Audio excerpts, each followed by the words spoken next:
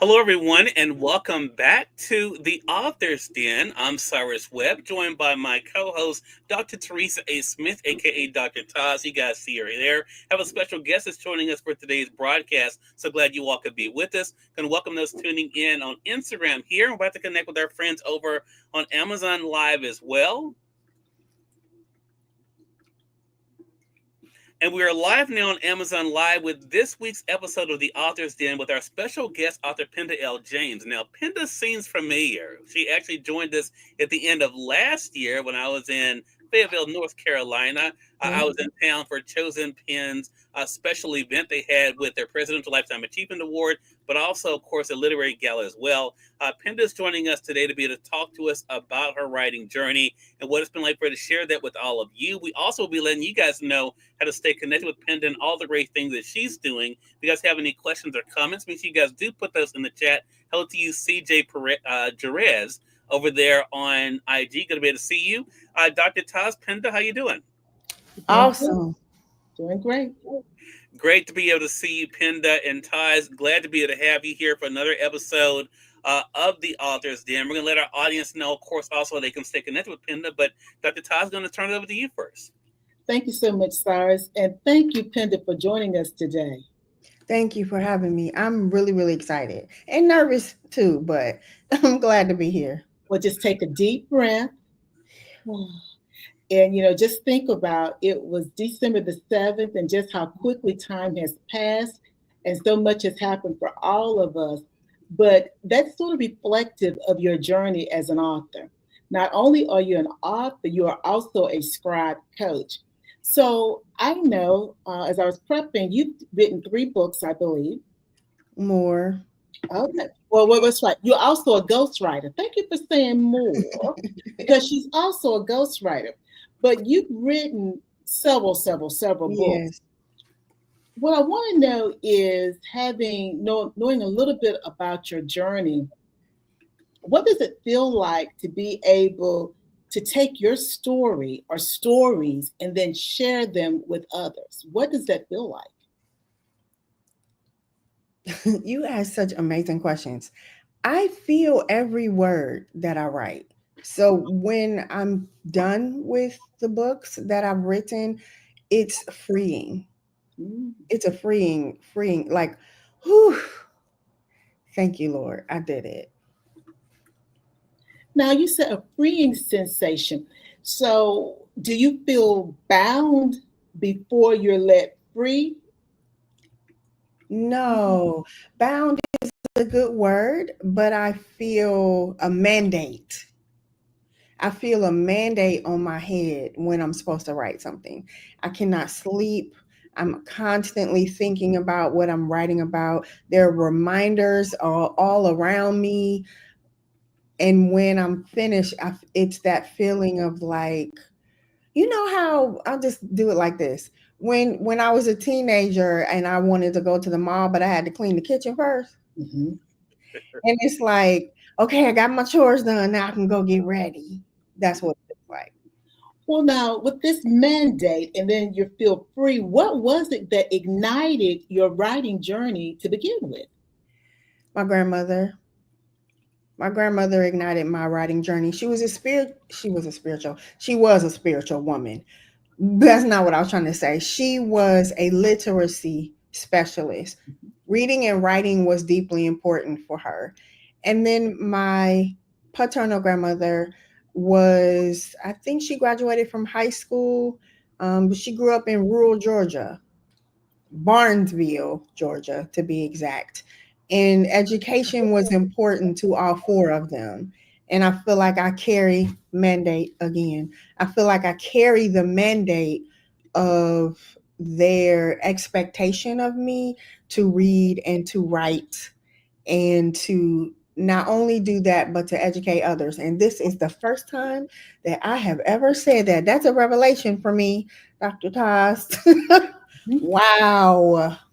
Because I was going to ask, and you got it before I said it, is that the reason why you work as a scribe and why helping others to get their story, to gain their voice and then get their story out is so important to you? Yeah, and I didn't mean to cut you off. Please forgive me for that. When I think about this season that we're in right now, where we're rolling back a lot of diversity, equity, and inclusion, the stories that we need to hear are no longer going to be able to be told in the way that they have been with liberty. Mhm. And for me, when I think about how we had to sneak to learn how to read, we had to sneak to learn how to write. Sojourner Truth and Frederick Douglass and all of the things that they had to do to get to that point. And I'm gonna this is why I had to run and get a picture, because Victoria Christopher Murray is one of my favorite authors. And I saw her on your show, Cyrus. So I have this picture. This is not me in the picture, but that's Victoria Christopher Murray right there holding my book, Girl Pray For Me, with one of my line sisters in Delta. Wow. Now, I met her a couple months ago. She was here, and I asked her a poignant question because I was sitting there in the audience and I said, Lord, please give me something so she can remember me by. And the question that I asked her was, how do you restore yourself? When you write something that is empties you out in a way, and you feel like, whew, I got my chores done, now I can go to the mall.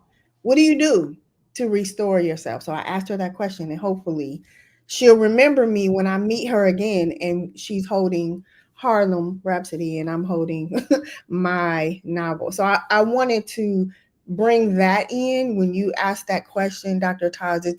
I think there is an important role that we have as scribes.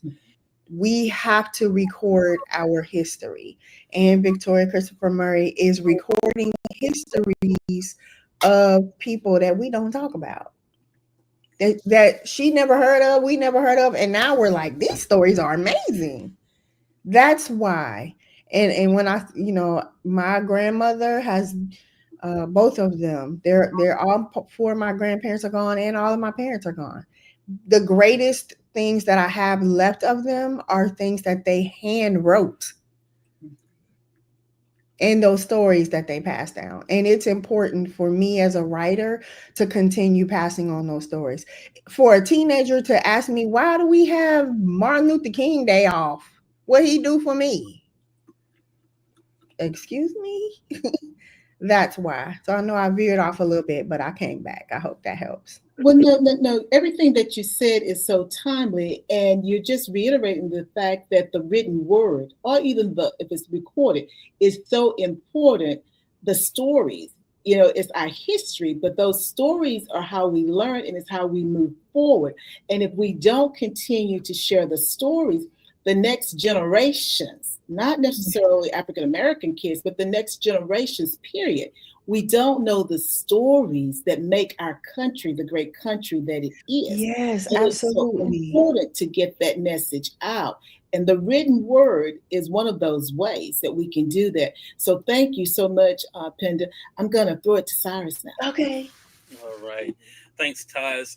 Penda, great to be able to have you with us here for this episode of The Author's Inn. Penda, you and I have something in common. You wrote recently on Facebook something, and I thought it was really interesting, and I connected with it. I know other people will too. You wrote that you've been playing it safe. I think a lot of times when we have a gift, when we do something like what you were just talking about with Taz, it's very easy for us sometimes to not try to really show up as big as we could.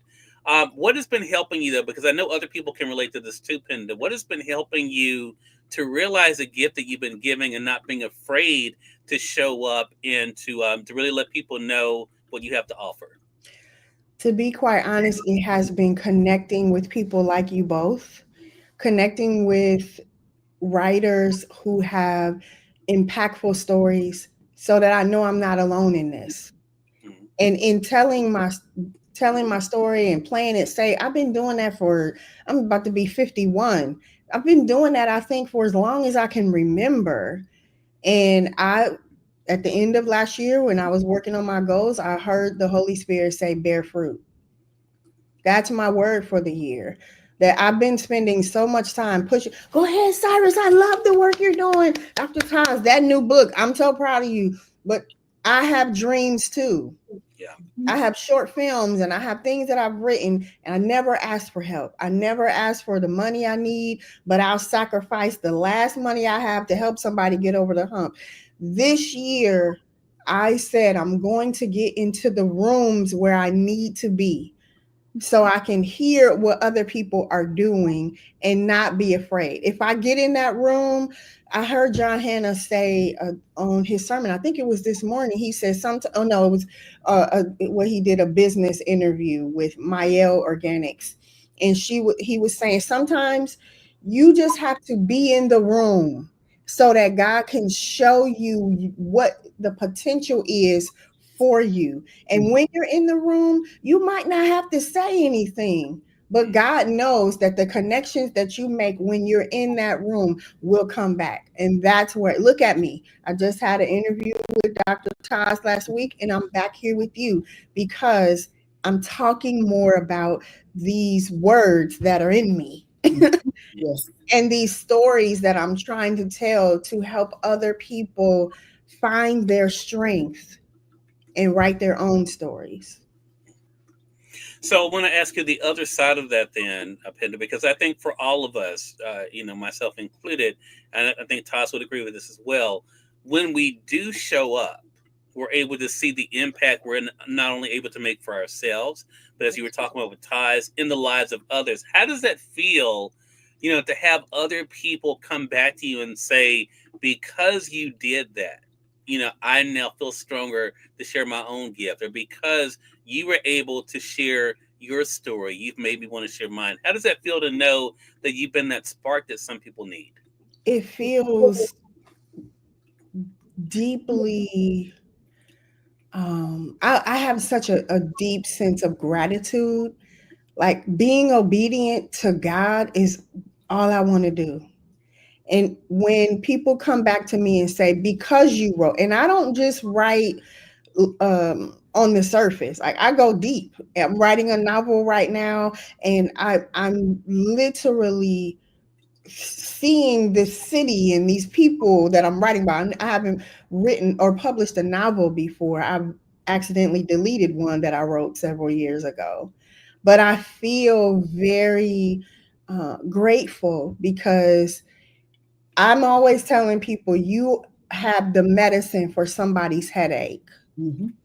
And if they come back and tell me I don't feel that headache anymore, I'm grateful that God used me as a vessel to help them get what they need from Him. Yeah, love that. Great. I'm going to turn it back over to Toz, Penda. Thanks again. Thank you. These are great questions. Thanks, Cyrus. Before I've got two questions. I want to go back to something you said about Victoria Christopher Murray. You asked her, how does she restore herself? Mm-hmm. I think her response is important for our audience. How did she say that she restores herself? She had just told a story about after she wrote Stand Your Ground, she didn't write for about a year. And that's when God showed me that's the question. She said, where were you when I wrote Stand Your Ground? I probably wouldn't have taken a break for a year. She was so depleted that from pouring her heart out, sometimes I'll say she bled on the paper, like she put everything on the paper. And she was depleted from that. She didn't know how to restore herself. Now she does. If I have the chance for what she's done for me and how she's inspired me, one day I'd love to send her on a vacation. Thanks for what you did. This is my gift. Now go be restored. You know, and to be in the presence of greatness like that, and to hear her say that at one time she wasn't restoring herself after pouring out. That's a lot. You both are authors, so you know that when you're writing that way, it takes a lot out of you. It's almost like if you're running a marathon and then when you get to the finish line, you don't drink your water. Mm. So I'm telling people, drink your water as you go along. Make sure you have your sister circle or your brother circle or your people you can lean on who can help you, because if you're really, really writing about something that's impactful like that, you're going to have a moment where you're going to want to throw your computer across the room after you finish because it's so emotional for you. I remember one time I had that experience when I wrote after my mother and my mother-in-law passed. They passed 6 months from each other. And my first Mother's Day without them at the church where we were, they asked me to write a Mother's Day article. Now, how I'm going to do that? But I did. I wrote about how much I love them and what they taught me. And when I was finished, I stood up and then slid down the wall in the dining room and just started crying because I was so empty of everything I had poured out. That's really what we want to be as writers anyway. Because if we write what we're feeling, and we write it in a way that we're not writing from a place of what you and I talked about different times, like that you're not writing from a place of being a victim, you're writing from a place of being healed. That's what you want your reader to experience. And I think that's what Victoria Christopher Murray does. That's why we love her so much.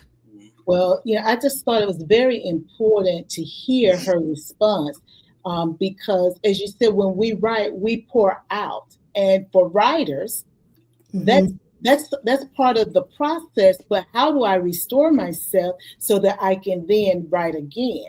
So, as a scribe coach, how do you help people break the writing barrier? Because sometimes I want to write, but I don't know how to get started, or I've been writing, I'm depleted, or I'm just having writer's block. What advice would you give to writers? This is an excellent question. Some of the things that I do with my clients is I always encourage them to create a playlist for their project. So if you're writing a book about worship, then set your playlist with 10 or 12 worship songs and set the atmosphere when you sit down to write with your music. Also, make sure that you carry a notebook and a pen with you. Put a dry erase marker in the shower, in the kitchen, right on the refrigerator. There's recording apps on our phones. When you have an idea, no matter how small or how wonky it may feel, it really could be the unction of the Holy Spirit giving you that nudge to write. And then finally, I would tell them to make sure that you say out loud, I'm an author. Well, Penda, I tell you, you've given 3 good sets of advice here. Create a playlist that aligns to your project because you're helping to set the tone for the work that you're getting ready to do. Always have your notebook and pen with you or your phone to record as ideas come to you. And then to affirm that you are an author. Because when you start saying that out loud, it has a different tone to it. And then you can make what you already know a reality. I just wanted to add something to that. Make sure you're careful with who you talk to. I recently had a client who came back and said, I told my boyfriend that I was going to finally write my book. And he said, oh, you think you all that now? To me, he's not a safe place for you to share your dreams. So make sure that when you share your dreams, you're sharing it with a safe place that will water you and that will make sure that you're covered. I call them your unpluckable faith community. That comes from John 10:28. Nothing can pluck us from God's hand. Jesus said that. And so I tell my people that I work with, build your unpluckable faith community of people who will not let you fail. And when you say, I can't do this, they remind you of what God told you that you said you came in agreement with doing. And I would say, Mama Fed would say, be careful of the company you keep. Yes, absolutely. Because that is an excellent illustration of what that means. You want to surround yourself with people who are going to uplift you, not bring you down. Yes. And before I throw it back to Cyrus, I think it was one of the sermons that Noel Jones preached some years back about, he says in there that your family told you, your mama told you that this person won't good for you. Even the person that you with told you they were not good for you. Wow. The thing is, we don't understand what people are saying to us.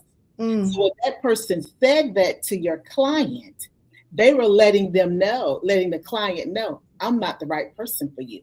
But we have to be Absolutely. willing to open our eyes and our ears and our heart, mine too, to understand what's happening in front of us.